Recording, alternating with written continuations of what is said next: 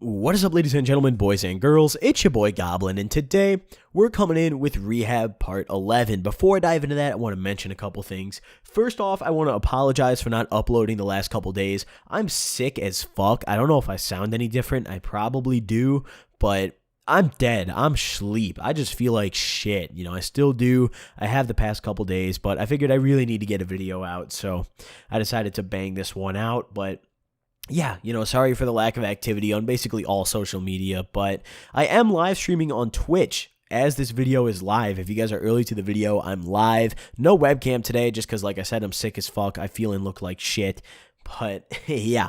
Hope you guys enjoyed the stream. Hope you guys enjoyed this video. Drop a like if you do, and let's dive into it. So, Rehab Part 11. Now, where we left off in the last one was we kind of touched on how Chad is just a giant fucking cuck attention seeker, how Luke is really fucking perverted, and me and Zach are just chilling. So, at this point, next day rolls around, and we're past Chad telling the story of eating a girl out on her period and all this disgusting shit, all this, really gross shit, and next day happens. Nothing happens during the daytime once again. Daytimes are pretty boring until towards the end of the stay when some more rowdy people started showing up. But, daytime goes by, nothing happens. Nighttime rolls around again. We're all sitting in our room, and, it's a hoot and a holler. It's a big hoot and a bigger holler, for the facility. Our room's a pretty good time because we're all just dicking around.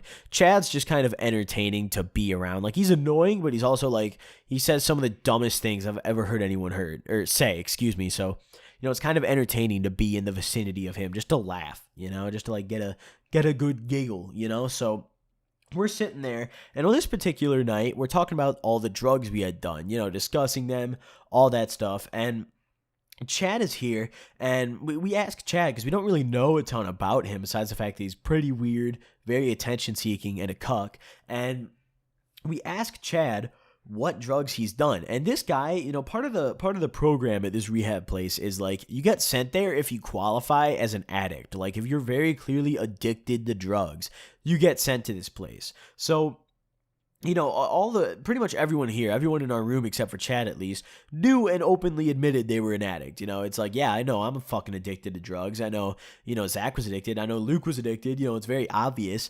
But Chad, denied it. And I mean, sometimes it may happen every now and then, sometimes they may let someone through, but they do this whole interview process and, they verify it. They ask you a bunch of questions. They have things they check off. You have to meet I think 7 of the requirements or characteristics of a drug addict to be accepted. And, he met them. He wouldn't have got in there if he didn't meet them. So we're asking this guy, what drugs have you done and all that? And he's like, oh, I haven't been doing drugs for so long.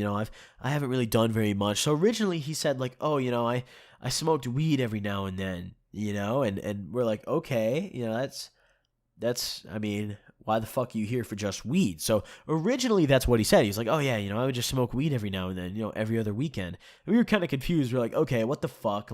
Why is this guy here? And then we got into a little bit of a deeper conversation, and he told us, he was like, yeah, prior to coming here, I'd only been doing drugs for a month or two. And he names off everything he'd actually done, or at least everything he was open to share with us. He's like, yeah, I've huffed nitrous, I've huffed whipped cream whippets. He named off some weird ass sleep medication that starts with a Z. I don't remember if it was a sleep med or an antipsychotic, but none of us in the room had ever heard of it. And if you're in a room full of drug addicts and some guy names a drug he's done and no other druggie in the room has ever even fucking heard of it, that's how you know that this guy's a fucking drug addict. This guy's on some shit, he named off this pill. All I remember was it started with a Z. I don't remember what it was called. And we're all sitting there what? And we asked him, to say it again. We didn't know if, he just said the wrong name. Maybe he mixed it up or some shit. So we're like, Chad, what the fuck did you just say? And he repeats it. We're all just sitting here fucking dumbfounded. What is this? So we asked him to describe it. And he's like, oh, yeah, I was seeing all these, tracers and all these, everything was like a hexagon. Everything was weirdly shaped. And the dude was describing it like it was fucking DMT or some shit. It was weird. And I don't know if he was lying for attention or if it was legit, but I believe it. Personally, I believe it. Just the way he described it, it sounded like it was real, because if it was fake, he would have just whipped out a bunch of random shit to make it sound as crazy as possible, but the way he described it sounded pretty realistic. It sounded like this did actually happen to him. So, at this point, we're like, okay. And he keeps naming off drugs. He's like, I don't remember exactly what he said. He tried a bunch of shit. He tried like Xanax. He'd done a bunch of like pills, like opiates.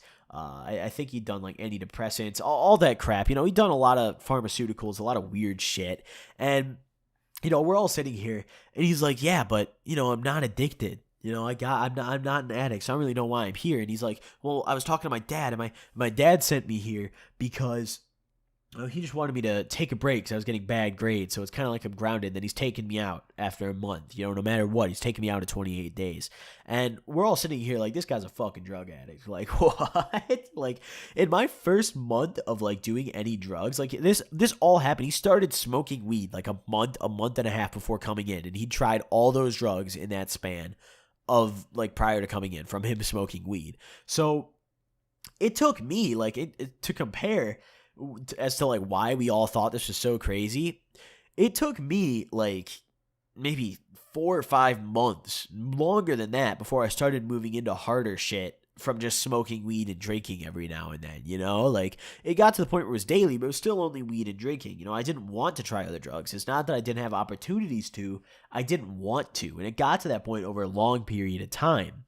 As for my other roommates, me and Zach were talking about it. It took Zach a little bit to get to the point he was at too. Same thing with Luke. This guy's just on another fucking level. This guy's just, he's fucking out there, So we tell him, we're like, yeah, you're a fucking addict, my dude. Like you're a drug addict. And he's like, shut up, dude. I'm not a fucking drug addict. Like you guys don't know. You just don't know the story. We're sitting here like, dude, from what you've told us, you're a fucking drug addict. Like what? And he just kept saying like, you guys don't know. So naturally we're like, all right, so tell us what we don't know. What the fuck? And he's like, no, it's no point. You guys wouldn't understand. So we're like, whatever. So then the next day comes around, and we have this whole positive and concern system. I've touched on this in the previous episodes, where you go to group therapy. There's 4 different groups, and each group, the members of it have to give concerns or positives to other group members, and they can be for anything.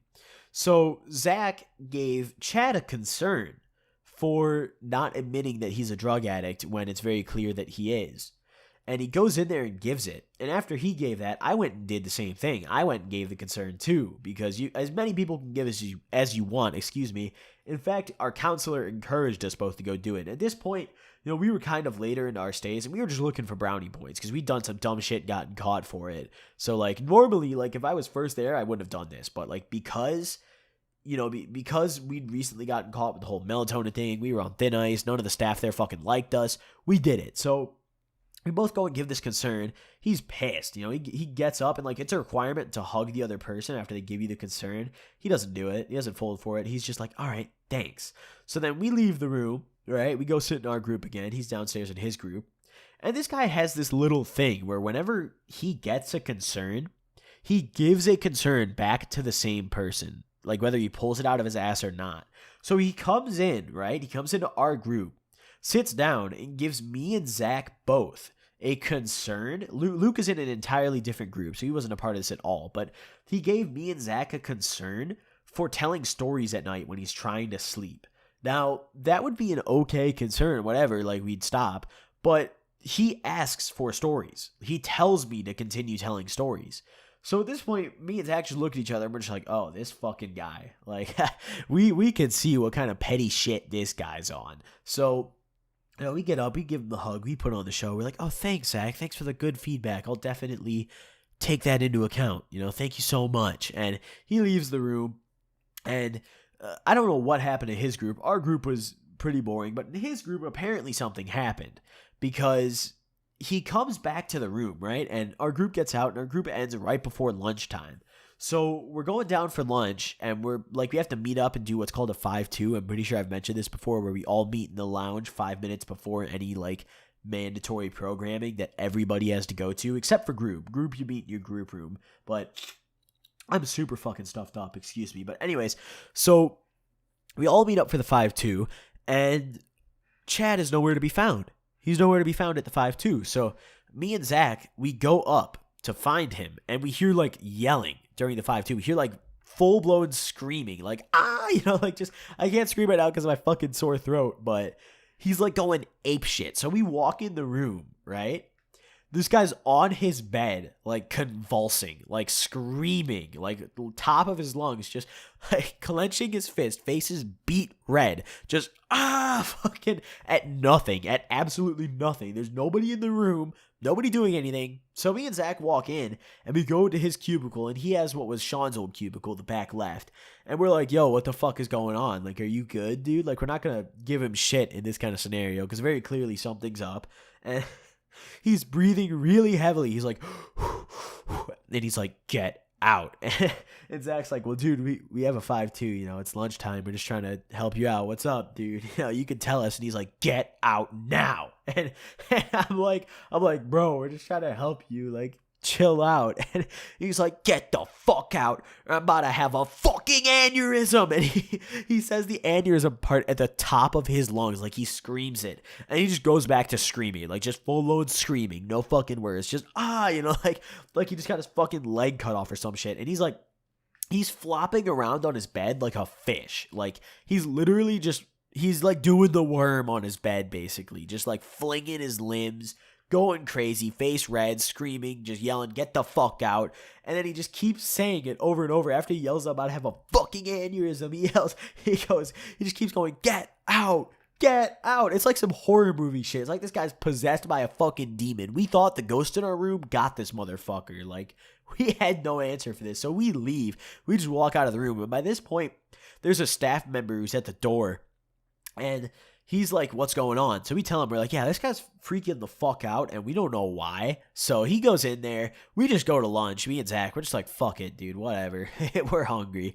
So we go to lunch, and Chad shows up to lunch like 20 minutes later, no longer convulsing, just walking fine, and says nothing, looks very visibly pissed off, but says fucking nothing.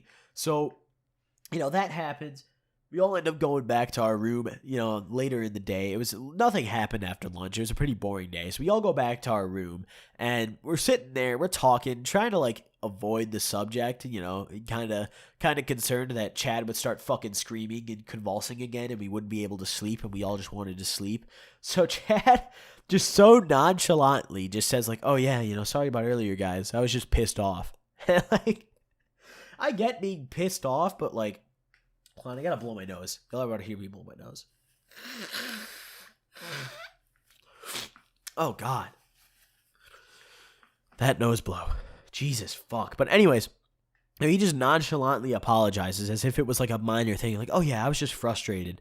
Now, that'd be an okay apology if it weren't for the fact that this guy was like full on fucking spastic mode, Like, that was a little more than being pissed off, my dude. Like, and he like kicked us out of our room. Like, that's our own room. We could chill in there. Like, what the fuck? You can't tell us to get out. We share that shit. So, this guy's just a fucking cluck. That's all I've really got for today's episode. More just Chad going fucking ape shit with his shenanigans. So, hope you guys enjoyed. Drop a like if you did. Once again, I'm live on Twitch if you guys want to stop by and watch me play some games. Thank you all for watching. I'll see you guys next time. Peace.